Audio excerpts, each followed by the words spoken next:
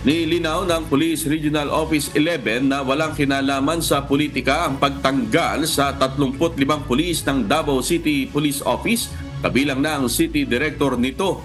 Ayon sa Pro-11, bahagi lamang umano ito ng proseso sa gagawing investigasyon ng Internal Affairs Service kaugnay sa kaso ng war on drugs sa lungsod.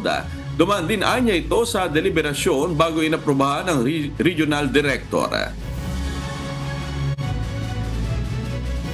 I want to make it clear na yung pagka-relieve ng 35 DCPO personnel is trabaho lang po. Walang personalan or politics o political colors, wala. Trabaho lang po talaga. It's part of the process.